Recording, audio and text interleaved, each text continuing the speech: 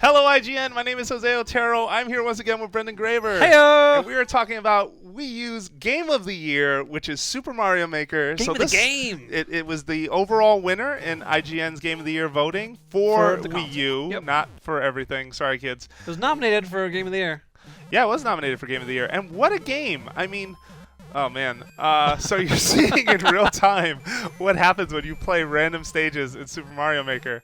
It's like a box of chocolates. You never know what you're going to get. So we have all these girders. I don't know about you, but this is something I thought we would never actually see in our lifetime. A Nintendo handing you the controls and saying, hey, make your own Mario level, and they'll actually work. That's right. No, I agree with that. For years, Nintendo kind of poo-pooed the idea of ever giving, users the ability to make levels, and it was more because I guess they thought it was pretty sacred to them. Like just and to be fair, I don't think the technology was there. Although people argue Little Big Planet was a really cool first attempt to really give people the controls, but. The one thing that this game really does well, and that sort of exemplifies what Wii U is, I just died because I was talking while I was doing this, is that the Gamepad is such a big part of why this game succeeds. I mean, it is all about that you are basically quickly playing automatic levels. I didn't do a thing. No, but you're quickly able to prototype a level, play it, and we're going to jump into that in a second. Right now we're just running through user-made stages.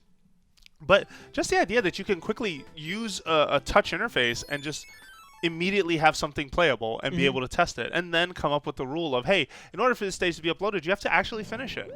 Yeah, which I is think a is really smart. great idea. Well, yep. And I think it really teaches you how to be a game designer. We've been trolled. This is not what game designers do. Look at this. Case in point.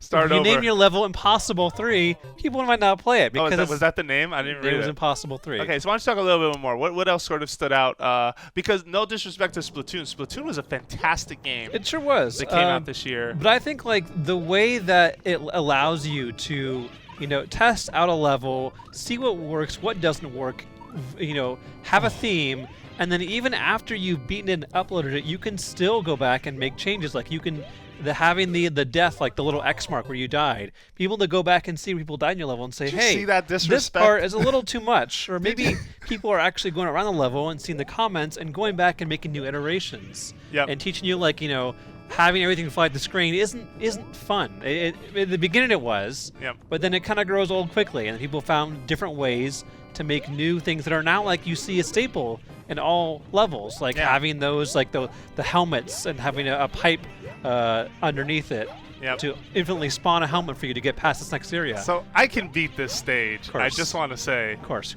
But the disrespect. Maybe not today. maybe tomorrow we'll do it. In all truth. No, I completely agree with a lot of what you've said. I'm going to give this its third shot, and then I'm done. Sorry, AR, Fuka, whatever your name is. This also shows how addicting this game can be, too. It can be, because you constantly feel like you can do it, and then you talk on the video, and you don't.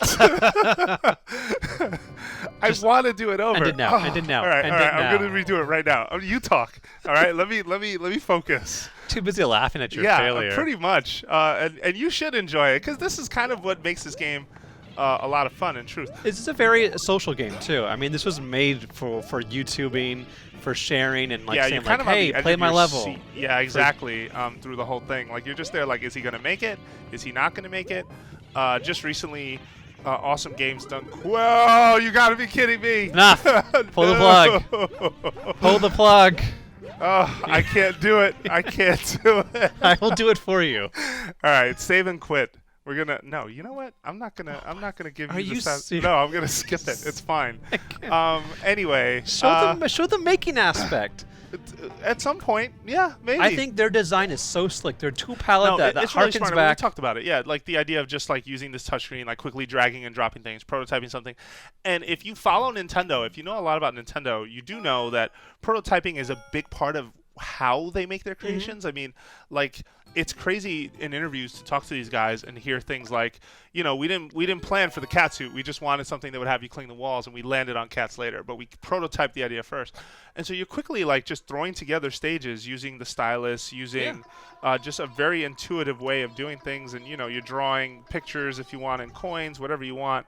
But you can just quickly get something up and running, and there's so much personality and charm along the way, and you really feel like the discoverability of like the feeling of creation turns into like you're making a game, and that's really cool. And then, you know, they've even had some additions where like, okay, now you have these P-switch blocks that, you know, will take you to different places in a stage, and you can quickly like prototype, okay, well, what happens if I put this here? And clearly everyone who's watching this can see I'm not putting a ton of thought into this stage, but you can put a ton of thought into your stages, and I think that's being really able cool. being able to kind of like combine things that you wouldn't normally see in another Mario game, like being able to stack Koopa Troopas. You don't usually see that in other Mario games. That's right. Or add these crazy combinations that just somehow work. I did it.